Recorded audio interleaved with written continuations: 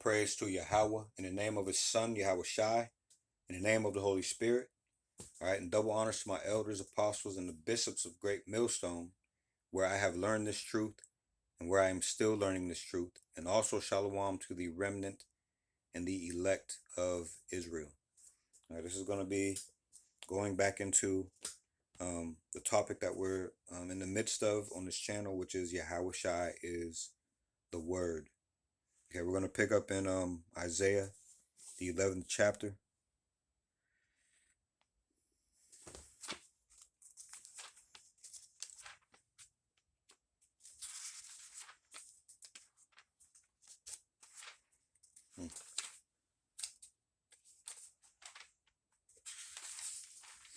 All right, Isaiah 11 and verse 10. Okay. The heading above verse 10 reads, the restoration of Israel. Okay.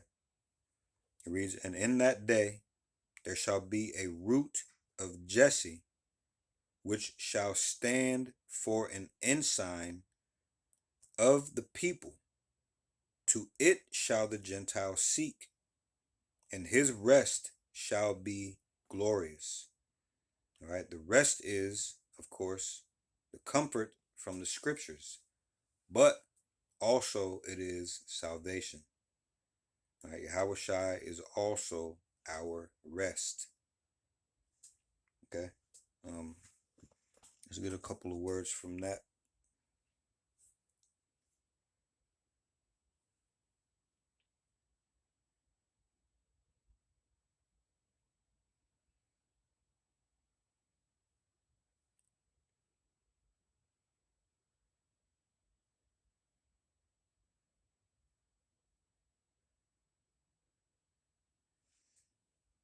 All right, this is Isaiah 11 and 10.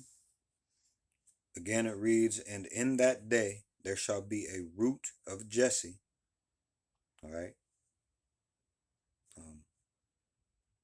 Which shall stand for an ensign of the people. To it shall the Gentiles seek, and his rest shall be glorious. Okay, so let's go for this word ensign. All right. Strong's H 5251. Nace. Nace. All right. Outline of biblical usage: something lifted up, standard, signal. All right. Signal pole, ensign, banner, sign. Okay. A rallying point. All right.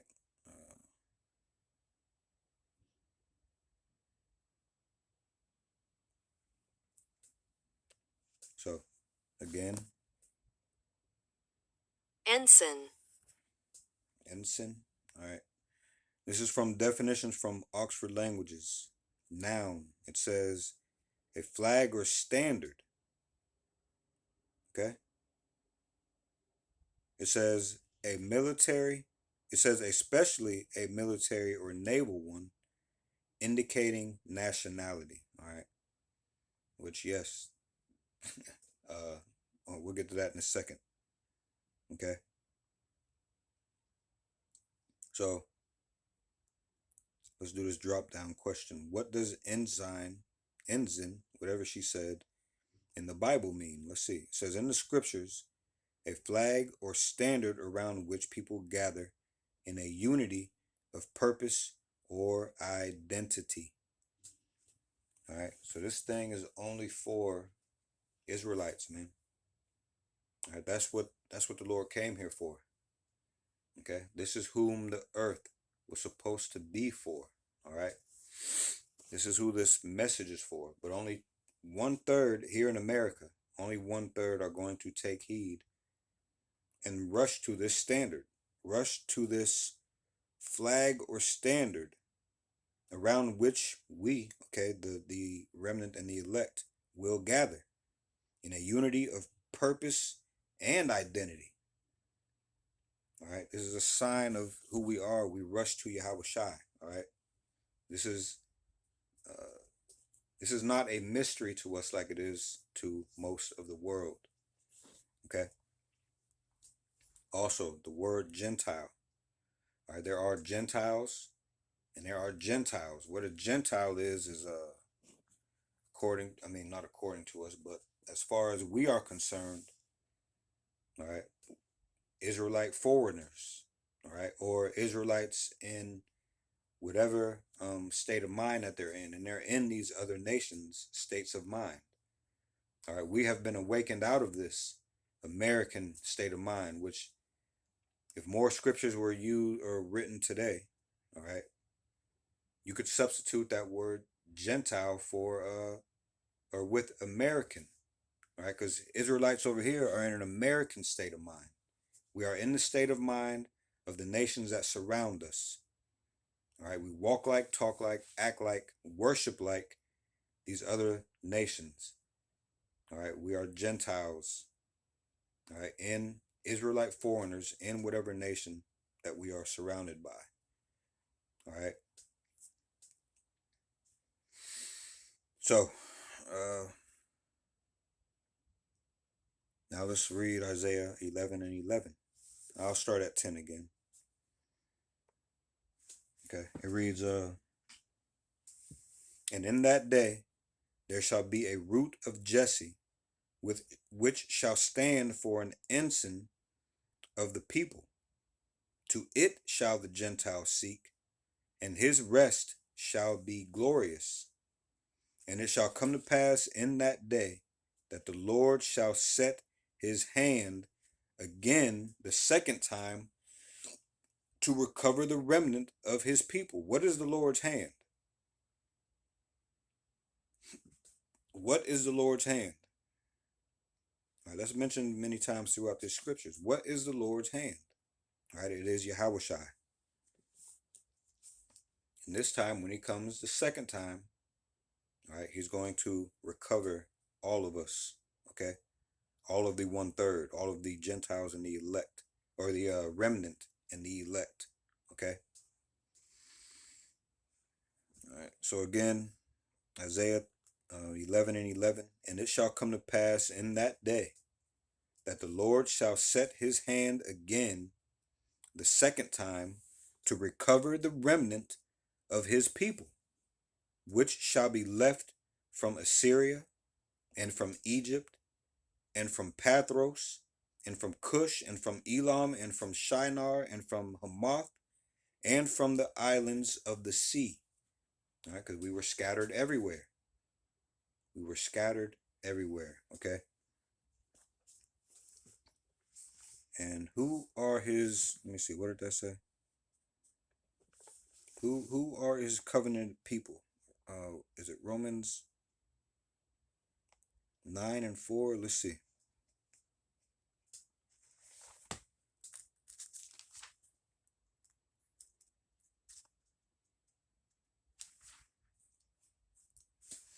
All right, Romans 9 and 4. Who are Israelites? To whom pertaineth the adoption and the glory and the covenants and the giving of the law and the service of God and the promises. All right, verse 5. Whose are the fathers, and of whom, as concerning the flesh, the Messiah came, who is over all. God bless forever. Amen. All right. So he is the one that the Lord is going to gather. So back in Isaiah 11 and 11, and it shall come to pass in that day that the Lord shall set his hand again the second time to recover the remnant of his people, which shall be left from Assyria and from Egypt and from Pathros and from Cush and from Elam and from Shinar and from Hamath and from the islands of the sea. Okay. All right. So these are the Gentiles from verse 10. All right. Again, verse 10. And in that day there shall be a root of Jesse, which shall stand for an ensign of the people. To it shall the Gentiles seek, and his rest shall be glorious. All right, it's talking about the remnant. You have to know the mystery of the Gentiles. All right, people try to throw that word Gentiles on the whole world. All right, you have to know the mystery of the Gentiles. Okay, we got scattered. Those whom got scattered ended up being Gentiles, Israelite foreigners among these other nations. Okay, so again, the Gentiles in verse 11, or the remnant in verse 11, are the Gentiles in verse 10. All right, scattered Israelites. Okay, we became Gentiles when our mind states are contrary to the mindset of Yahweh. All right, let's go to Proverbs. I hope, Lord will, Lord will, you understand this, and you will understand if the Lord wills it. Okay, all we are to do is to tell the truth. The Lord does what He wants with the Spirit. Okay, Proverbs 21:6. Let's go there really quick.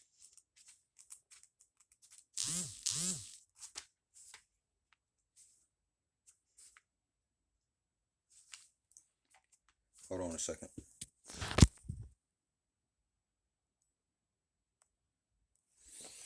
My phone just did some kind of alert. I don't know what it was. Hope this thing ain't about to cut off. Anyway, Proverbs 21:16. Excuse me.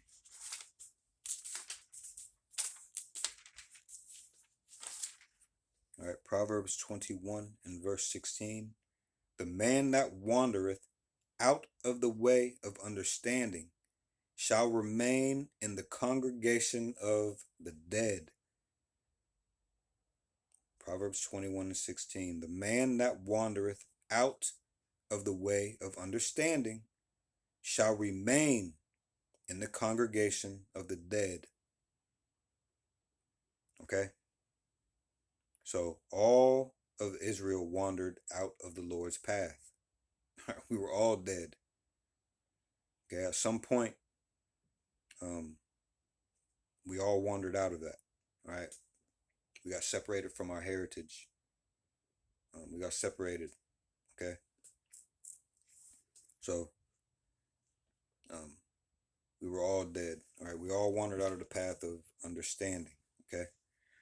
The dead speaks of these other nations. All right? We become like the other nations and was therefore counted among the dead. And it still even tells you those whom hold on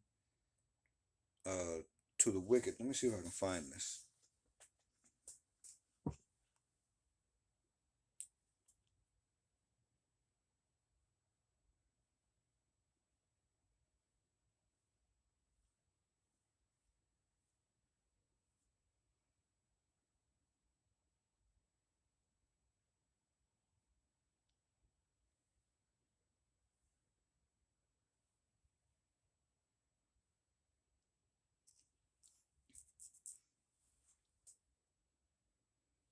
All right, hold on a minute.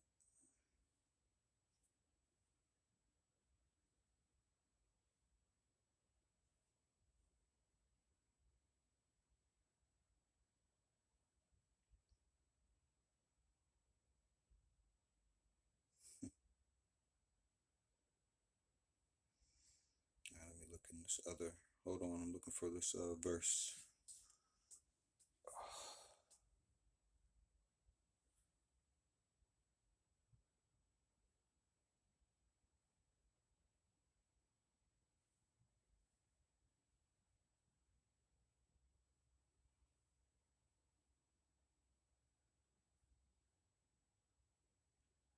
All right, this is Wisdom of Solomon, chapter 2:24. Nevertheless, through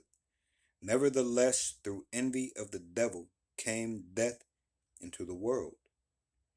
All right, all these other philosophies that the Lord told us that were contrary to His philosophies, that were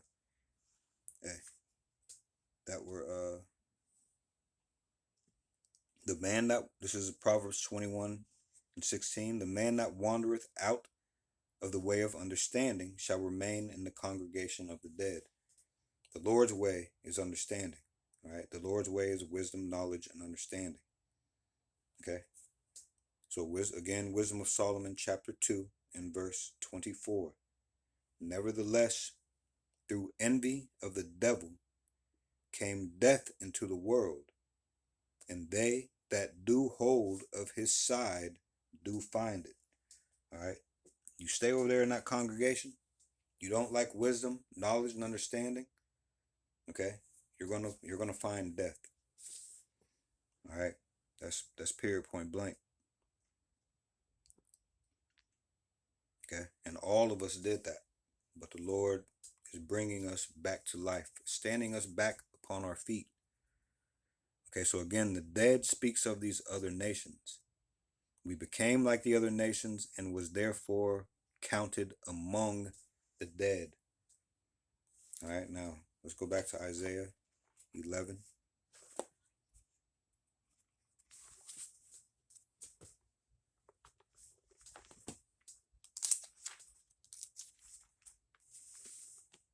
Okay, verse 12.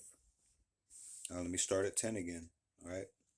And in that day there shall be a root of Jesse, which shall stand for an ensign of the people. To it shall the Gentiles seek, and his rest shall be glorious. And it shall come to pass in that day that the Lord shall set his hand again the second time to recover the remnant of his people, which shall be left from Assyria and from Egypt and from Pathros and from Cush and from Elam and from Shinar and from Hamath and from the islands of the sea. Verse 12. And he shall set up an ensign for the nations, and shall assemble the outcasts of Israel, and gather together the dispersed of Judah from the four corners of the earth. All right, so the same person mentioned in the first verse of this chapter is the same that will gather us. All right.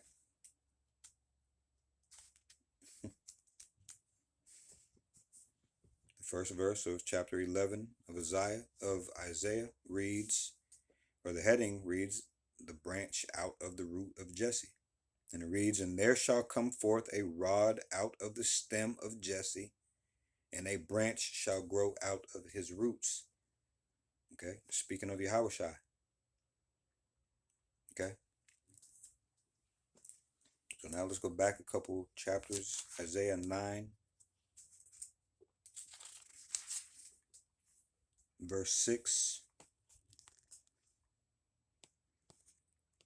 It reads, for unto us a child is born, unto us a son is given, and the government shall be upon his shoulder, and his name shall be called Wonderful, Counselor, the Mighty God, the Everlasting Father, the Prince of Peace. All right. There will be one that is above all judges of Israel. You cannot believe in the New Testament and discredit it. All right. You can't believe in the New Testament and discredit the Old Testament. All right. Or vice versa. You can't believe in the old and discredit the new. Okay. If you do not believe in yaHAWASHI, you do not believe in the word. All right, that's period, point blank, man. Let me check this time.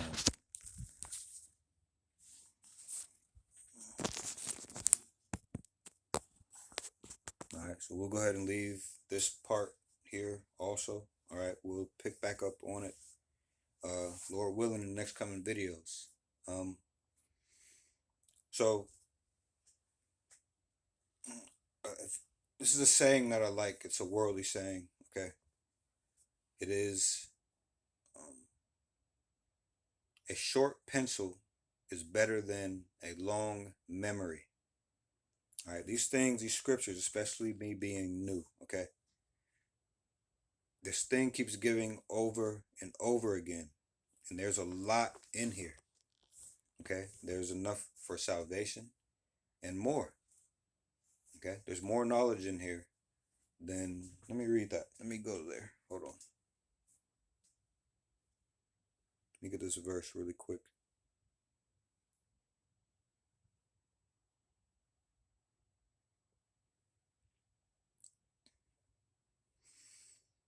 All right, this is Ecclesiasticus. All right, otherwise known as the Book of Sirach. All right, I'll start at. Oh yeah, this is Ecclesiasticus chapter 3. By the way, um, I'm gonna start at verse 20. It reads, "For the power of the Lord is great, and He is honored of the lowly." Okay, there's a there's a lot in that, man. Verse 21.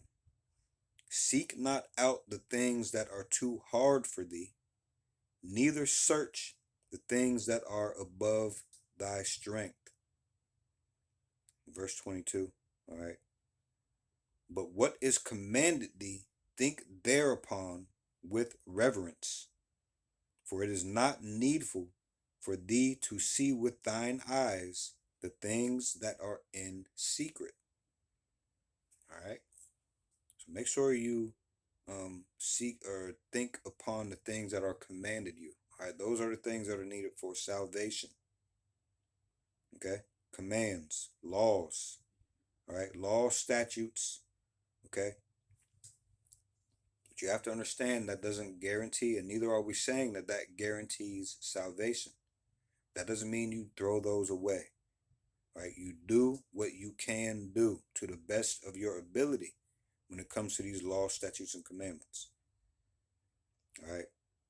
But verse 23 of Ecclesiasticus chapter 3, otherwise known as Sirach, it reads, "Be not curious in unnecessary matters, for more things are showed unto thee than men understand." All right. So there's more in these pages than law, statutes, and commandments, man.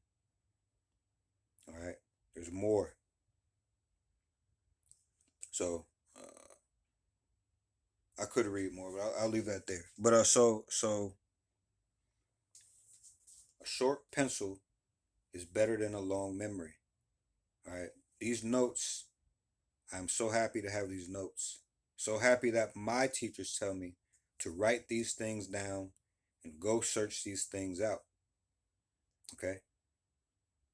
All right. And those two things are biblical. All right.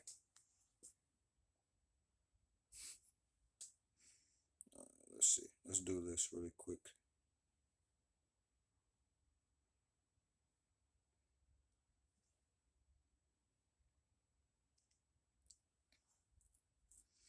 First Thessalonians 5:21. "Prove all things.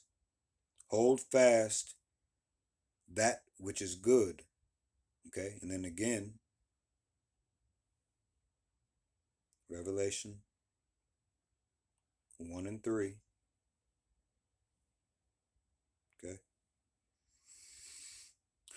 "Blessed is he that readeth, and they that hear the words of this prophecy, and keep those things which are written therein, for the time is at hand."